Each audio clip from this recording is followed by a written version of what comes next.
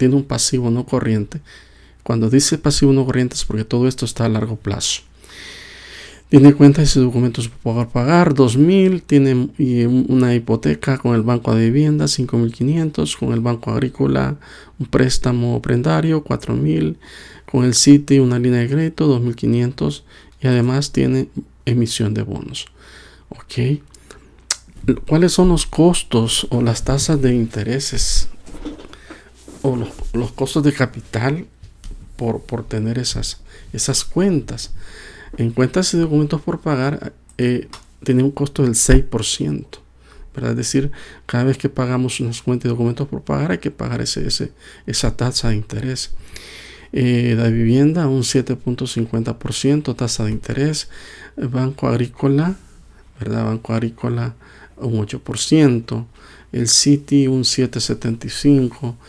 Bonos un 4.80%, ¿verdad? Hoy pasemos al patrimonio. En el patrimonio, esta empresa tiene en acciones comunes $35,000, en acciones preferentes $8,000, emisión de acciones $15,000, utilidades retenidas $6,000. Esto está dentro de todo el patrimonio. Ahora bien, observen por favor que el costo de tener acciones comunes es del 14%. Usted dirá, ¿y de dónde sacó ese 14%? Bueno, más o menos es una estimación, es el costo de oportunidad que se cree que esta empresa es lo mínimo que puede generarle rentabilidad a sus asociados, a sus accionistas, ¿verdad? Un 14%.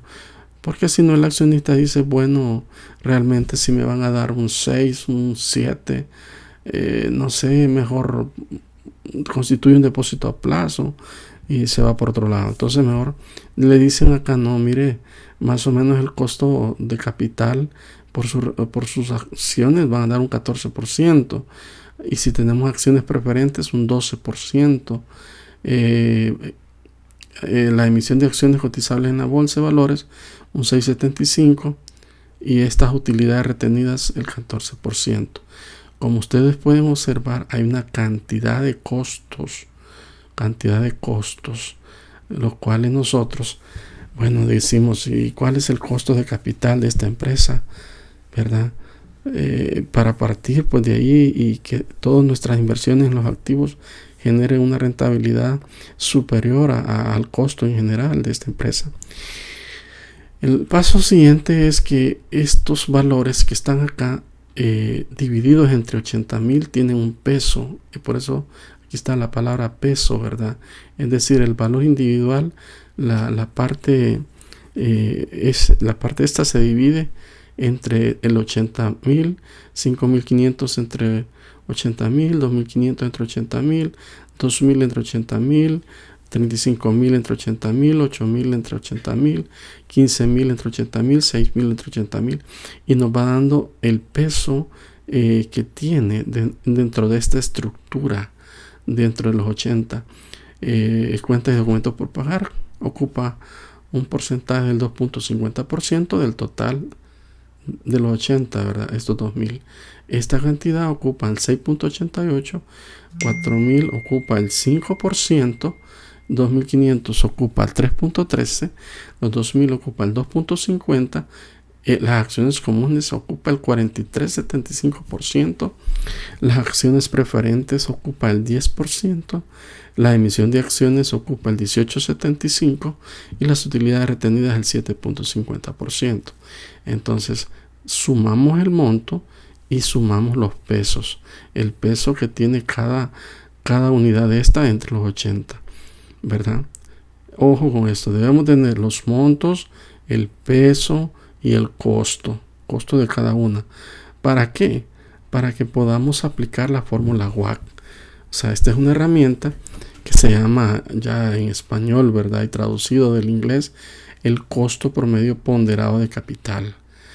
Esto nos sirve para calcular un costo promedio ponderado de capital para las empresas.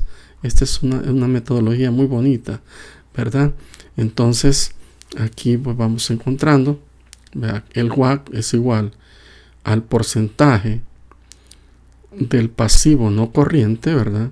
Aquí va, porcentaje del pasivo no corriente, al porcentaje del pasivo no corriente por, ¿verdad?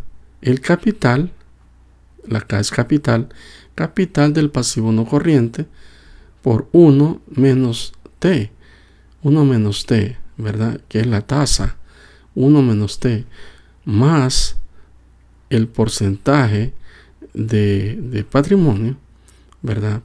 Porcentaje de patrimonio por el capital de patrimonio,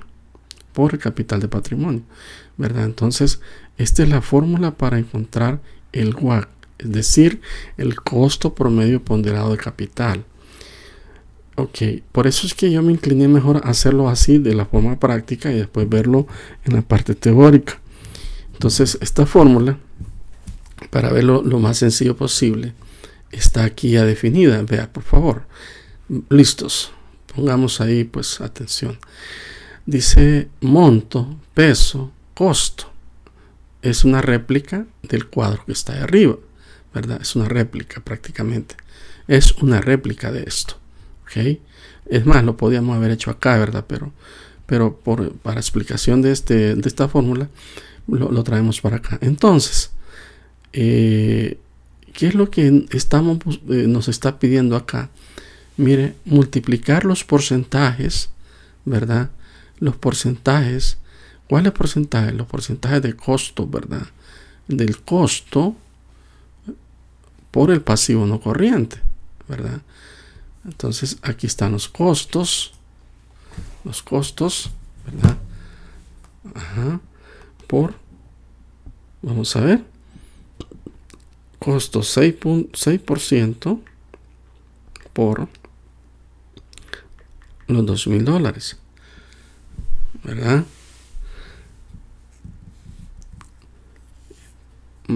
Más adelante dice, ¿verdad? Más adelante dice, por el capital, ¿verdad? El capital del pasivo no corriente, ¿sí? Pasivo no corriente. El porcentaje por el pasivo no corriente. El pasivo no corriente. Veamos una cosa. 2.50% por el 6%. ¿Cuánto nos da? Nos da 0.0015. Esto por 100 nos da el 0.15. Bien, entonces, veamos. Esta es la fórmula. Comencemos de nuevo. Cuando nosotros ya tenemos estructurada el cuadro, no nos compliquemos mucho. Muchas veces ya sin hacer la fórmula lo hacemos más rápido. Vamos a multiplicar el peso por el costo, ¿verdad? El 2.50 por el costo nos da el 0.15%, ¿sí? El 0.15%. Si nosotros hacemos también esto, 6.88%, el 6.88% por 7.50%, esto nos da 0.00516 por 100, nos da el 0.516, ¿verdad? 516 aproximadamente. Aproximamos el 6 y nos queda el 0.52%. Veamos este otro. ¿De dónde sale el 40? El 40 sería de 5.00% por 8.00%. Nos da un 0.08. Esto por 100 nos da un 0.40%. De ahí seguimos con el siguiente, nos va a dar un 0.24%. Hacemos esto lo mismo, 0.12%, ¿verdad? 0.12%. Y vamos bajando hasta llegar a obtener, fíjese por favor, la sumatoria la sumatoria de todos estos porcentajes, ¿verdad? La sumatoria de todos estos porcentajes, la sumatoria de todo esto nos da un costo de capital general de 11.07%, ¿verdad? 0.07%, ¿sí? En nuestro caso,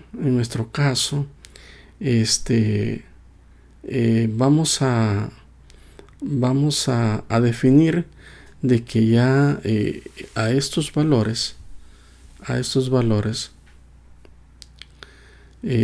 ya les hemos aplicado el impuesto, ¿verdad? Ya les hemos descontado el impuesto de renta, para que sea más fácil. Ya les hemos aplicado el impuesto de renta para que sea más fácil. Entonces estamos listos ahí, entonces, ¿verdad? Determinamos la formulita por acá, ¿va?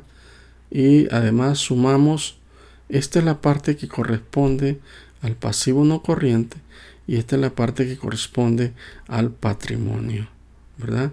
Tenemos que hacer lo mismo en ambas. Entonces, al final, ¿qué decimos nosotros? Bueno, esta tasa de costo de capital ponderada es del 11.07%. Quiere decir de que este negocito, si tiene sus activos, pues sus activos tienen que generar más del 11.07%, porque este es el costo de capital de la empresa. Este es el ejemplo número 1. El ejemplo número 2, ¿verdad? ¿Qué pasaría si tengo yo esta estructura, la misma estructura, ¿verdad? Hago lo mismo, hago la réplica y por acá encuentro los porcentajes, el peso por costo, ¿verdad? Ok. El peso por costo y en este caso dice que su costo de capital ponderado es del 12.28%, ¿verdad? Del 12.28%. Hagamos un ejemplo 3. Aquí aparece un 9.80%. Entonces, me voy a retroceder al ejemplo 1 y la pregunta que puede venir en un examen es la siguiente. Para una empresa que tenga proyectos de inversión en sus activos, ¿será más conveniente bajar estos costos de capital o subirlos? ¿Verdad? Pues la respuesta es que es más conveniente que esto baje. Es importante que baje. Entonces, ¿qué se hace en las empresas? Bueno, aquí comienzan a negociar los préstamos, negociar estas tasas de interés, porque si esto entre más bajo, por lógica esto va a disminuir, ¿verdad? Este costo de capital va a disminuir. Lo que es el patrimonio no podemos bajarle a esto porque ya es algo estimado, que esa es la rentabilidad que le vamos a dar. Pero por ejemplo, aquí tenemos un préstamo con el Banco Agrícola del 8%. Voy a hacer una simulación. ¿Qué pasaría si nosotros tenemos acá un 11.07% de costo de capital? Pero de una fecha a otra fecha, estoy hablando de 6 meses, 1 año, 2 años, nos dijera el Banco Agrícola, mire, ya no le puedo dar el préstamo al 8%, se ha incrementado a un 12%. ¿Qué creen ustedes que pasaría con el costo de capital? ¿Se incrementaría? Correcto, se va a incrementar, ¿verdad? Se va a incrementar. Vamos a ver qué pasó acá. 11.07 teníamos. Perdón, aquí lo tendríamos que poner ahí abajo. Ok, aquí es donde están los datos. 12%. ¿Ve? después de tener un 11.07, vea el cambio. Mire, 11.07, vea porque aquí 11.07 pasa a 11.27. ¿Qué pasaría si todos los demás comenzaran a aumentar las tasas de interés? 11.30, aquí un 7%, 11.33, aquí pongámosle un 6%, 11.36. Como pueden observar entonces, cuando las tasas de costo de capital se van incrementando en nuestros pasivos, pues también el costo de capital va incrementando. Lo ideal es que esto, en lugar de subir, disminuya, ¿verdad? Ahí está el negocio de los financieros, de buscar tasas de intereses las más bajas. ¿Por qué? Porque con eso estaríamos tratando de que este costo disminuya. Por ejemplo, aquí yo le pongo un 5%. Mire, después de 11.07 quedamos con 10.92. El costo de capital va bajando, y eso es lo bueno. Aquí en lugar de un 5 le voy a colocar un 4. Eso es bueno para la empresa. El costo de capital baja y nuestras inversiones no van a estar muy obligadas a una rentabilidad demasiado alta. Bueno, esto es pues el costo promedio ponderado de capital, ¿verdad? Es decir, buscar ese costo de capital de los pasivos y el patrimonio. En base a esto, concluyo, las inversiones deben de superar ese costo, porque este es el costo general.